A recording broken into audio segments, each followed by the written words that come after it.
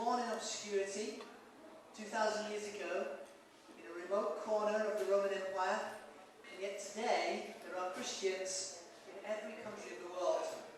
His exact date of birth is not known, yet human history is divided into the years before he was born and after he was born.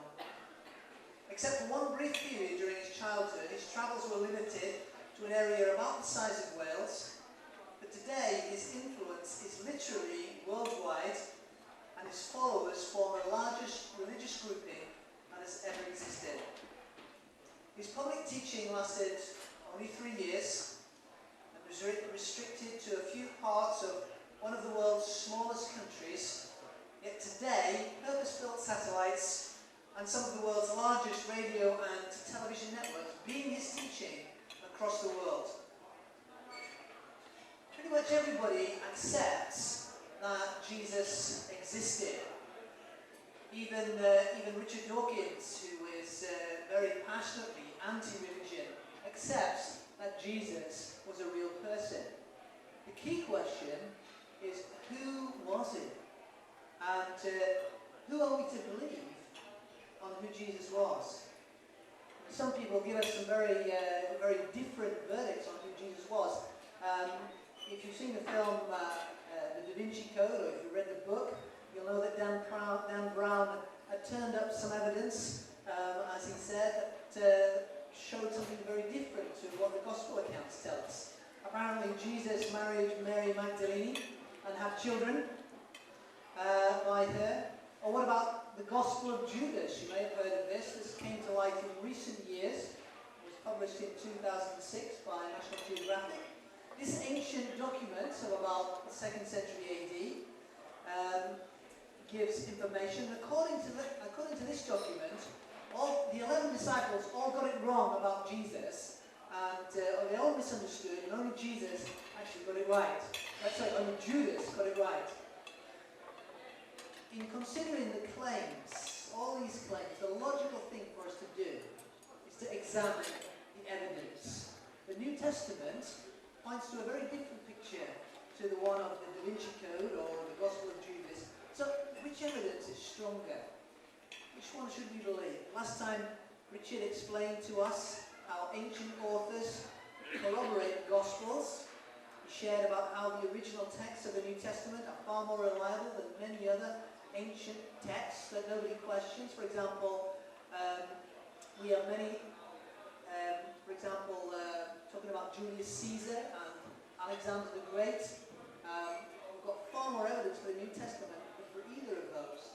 One of the best attested ancient documents is actually Homer's Iliad, which is a famous Latin poem. And that poem, for that original document, we have 643 ancient copies of that. So that's pretty good. For the New Testament, we have 25,000 copies or part copies of the New Testament that are ancient. So that's pretty reliable. One scholar, well-known scholar called F.F. Bruce, he declared this, he said this: there is no body of ancient literature in the world which enjoys such a wealth of good textual attestation as the New Testament. So basically, it's more reliable, he is saying, than pretty much anything else out there from the ancient world. Dan Brown's theories, the Da Vinci Code, and the Gospel of Judas, and various other things like it, can't hold a candle to any of that. And very few people actually take them seriously. So in order to answer this question about who was Jesus, we can go to the New Testament and be confident that it is a reliable source. As we said already, most people accept that the evidence for the existence of Jesus is overwhelming. Most people think of him as, at the very least, a great moral teacher, maybe a genius of religion and philosophy, who made a remarkable impact. But where people get stuck is in actually calling him Jesus Christ, Son of God. Many people stop short of that. So what did Jesus say about himself? Did he claim to be God? So we're going to look together at 3 examples from the New Testament where I'm going to argue that Jesus claimed clearly to be God. And what I'm hoping to do is to whet your appetite, that you'll go away and read it up for yourself and see for yourself whether it adds up. First example, one time Jesus was debating with the Pharisees, the religious leaders of his time, and the debate was getting quite heated. In fact, so much so that they wanted to kill him. And this is taken from John 8, John's one of the Gospels, chapter 8. Jesus is speaking, and he says this: "Your father Abraham," he's speaking to the Jews, "your father Abraham rejoiced that he should see that he would see my day. He saw it and was glad." So the Jews said to him, "You are not yet 50 years old, and have you seen Abraham?" Jesus said to them, "Truly, truly, I say to you, before Abraham was, I am." So that was the point, that they picked up stones to throw at him. But Jesus hid himself and managed to get out of the way. What was it that so upset the Jews about what Jesus had said? It was this little statement: "Before Abraham was, I am." Sounds odd. You've got "I was," "I am." But it wasn't a mistake, it was quite deliberate. Jesus quite deliberately used the present tense, "I am." He's saying by that he existed before Abraham, outside of time.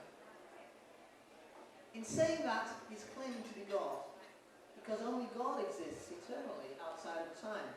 The Jews understood that, and that's why they wanted to stone him. One of the reasons that they understood that is because Jesus was making a reference here to something in the Old Testament, that's the Jewish Bible. When God revealed himself to Moses, he gave him instructions about what to say to the Israelites. Moses asked, "Whom shall I say has sent me?" God said to Moses, "I am who I am."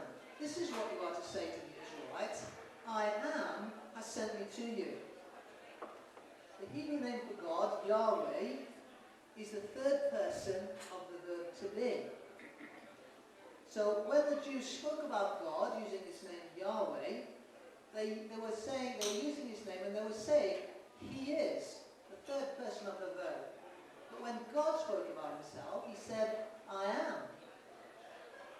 So when Jesus said, "I am," he was using the name of God. And that's why they wanted to stone him. Another very clear indication, I believe, that Jesus considers himself to be divine is the fact that he accepted worship. One of the basic teaching of the Old Testament, the Jewish Bible, was that only God could be worshipped. In the New Testament, the apostles were horrified if anyone tried to worship them. Peter, the apostle Peter, told the Roman centurion Cornelius, when he bowed down before him, he said, "Straight away, stand up, I'm only a man."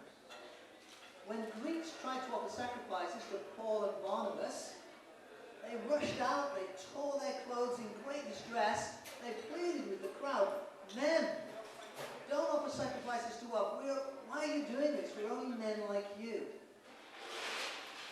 But when Jesus appeared to Thomas, something very different happened. It was after the resurrection of Jesus. Thomas had not been there when Jesus had appeared the first time. And when they told Thomas about it, Thomas refused to believe them. He famously said, "Unless I see the nail marks in his hands, and put my fingers where the nails were, and put my hand into his side, I will not believe." A week later, Jesus appeared again. This time Thomas was there. Jesus said to him, "Put your finger here. See my nail. See the imprints of my hands. Reach out your hand and put your hand into my side. Stop doubting and believe." Thomas replied, "My Lord and my God." Jesus replied, "Because you've seen me and you've believed, blessed are you because you've seen me and believed. Blessed are those who have not seen and yet have believed." Jesus didn't tell Thomas to stop. Jesus didn't tear his clothes like Paul and Barnabas had done. He simply accepted Thomas's worship. There could be no clearer demonstration that Jesus was claiming to be God. So Jesus applied the title of God to himself, the I am title, and he accepted worship. So one more example, our third piece of evidence. The title that Jesus most used of himself was actually Son of Man. Now, at first sight, that may not appear to be a claim of divinity, but when we dig a little deeper, we see that it is, because actually it's a reference to something from the Old Testament again, from the book of Daniel, where the figure that's described as the Son of Man is clearly a divine figure, because he's eternal and he's all-powerful. These are attributes that apply only to God. Mark chapter 2, some men brought a paralyzed friend to see Jesus. Now just imagine the scene here. The house was so crowded that they couldn't get in. So they came up with a plan. They decided that they would climb up on the roof and they would lower their friend down into the house where Jesus was teaching. So they started to unpick the roof and to lower him down. So imagine what it was like. Jesus is there teaching and bits of the ceiling start falling down upon people. And a hole appears, and then this man is lowered down in front of Jesus. Must have been quite a thing.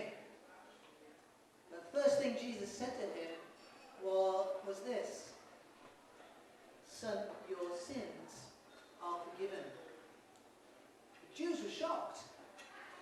How can one man forgive the sins of another, they said. Especially if those sins weren't committed against him. You see, they understood that only God can forgive sins. Jesus knew what they were thinking. And he said to them, which is easier? To say to the paralytic, your sins are forgiven, or to say, rise, take up your bed and walk? But that you may know that the Son of Man has authority on earth to forgive sins, and then he speaks to the paralytic, I say to you, rise, pick up your bed and go home. The man immediately got up, picked up his bed, but the Jews knew that Jesus had claimed an authority that belonged only to God. So, three pieces of evidence that I've given you that Jesus really did claim to be God. Firstly, by using the I am, the title of God. Secondly, by accepting worship from Thomas. There are other examples of that as well. I just picked out one. And thirdly, by using this messianic title, Son of Man, and claiming the authority to forgive sins. There can be no doubt that Jesus did claim to be God. The question that we must now answer is whether or not to believe those claims. Famous Christian writer called C.S. Lewis said that we have three choices in considering who Jesus is. These three choices are this. He was either a liar, or he was a lunatic, or he was Lord of all. These are our three options. Firstly, that when he claimed to be God, he was lying. He said a lot of good stuff, but when he claimed to be God, he wasn't telling the truth. Or secondly, when he claimed to be God, he was deluded. He was suffering from some kind of delusional psychosis that gave him illusions of grandeur on a massive scale. Or thirdly, that he was who he said he was. When he claimed to be God, he was telling the truth. And he is God incarnate, and that God has chosen to reveal himself in the person of Jesus Christ. Those are our three options. I'm going to just spend a moment just looking at those three options. So first of all, that he was a liar. Let's think about that for a minute. If Jesus deliberately misled his followers, what could have been his motivation? Why would he do that? Was he looking to gain power and prestige? Well, that doesn't make any sense, because his claims to be God led to his execution. How could he derive any benefit when he was dead? How would a lust for power motivate him to undergo the suffering of the cross? At any moment, all he had to do was to say, okay, you're right, I made it up, I'm not God. And he could have brought that whole terrible trial and execution to an end. Or maybe it was what philosophers call a noble lie. That is, a lie that is told with an honourable motive to prevent unnecessary suffering. So, for example, if if the Nazi SS came to your house and asked if there were any Jews hiding there, and you said, no, there are none, that might be an example of a noble lie. Maybe Jesus told this noble lie because that way his followers would be persuaded to put into practice his radical teaching. But how would that work? They would be faced with such a huge disappointment and disillusionment when he failed to rise from the dead, as he promised that he would, that all his teaching would be undermined. Either way, Jesus can't be a liar and a great moral teacher. Okay, so it doesn't make any sense to say that he was a liar. But what if he was deluded? If he was deluded, then he was deluded on a grand scale. He talked about a final judgment day when he would be judging humanity. He would be separating out the sheep from the goats. He made statements like this: I am the way, the truth, and the life. No man comes to the Father except through me. If those statements were the product of mental illness, then they were megalomania on an epic scale. Does it make any sense to say that such a person could be a great moral teacher? Could someone who is suffering delusions on that scale have convinced so many to suffer and die in his cause? John Forbes Nash Jr. is a mathematical genius who has won a Nobel Prize for his work on game theory. You may have seen the film A Beautiful Mind, which is based loosely on his life. If you've seen that film, you'll know that he struggled for much of his life with mental illness. And much of that film is taken up with exploring the effect of his delusions. He was diagnosed with paranoid schizophrenia, and he had to be forcibly hospitalized at various points in his life. If you've seen that film, you'll have some idea of just how difficult life is for someone who suffers delusions on that scale, and for those who have to live with a person like that. They don't function well in life. They certainly would not be able to function as a great leader. If Jesus was not a liar, and he was not a lunatic, then we're left with only one possibility: he was Lord of all. He was who he said he was. When he told his followers, if you've seen me, you've seen the Father, he was telling the truth. I'm not expecting you to be instantly persuaded by my arguments, although it is my hope and my prayer that you come to agree with me. And I know that this argument is only valid if you accept that the Gospels are reliable documents. But I do hope that you'll see the need to investigate this properly for yourself. What we are proposing here is not some far-fetched fantasy. It is based on very sound and rational evidence. Evidence that's been accepted by millions of people for 2,000 years and is still accepted today. Still today, there are many thousands of people who are willing to give up their lives because they believe in Jesus. And we would plead with you to take him seriously and not let this go until you've established clearly in your mind, was he a liar or a lunatic, or is he Lord of all?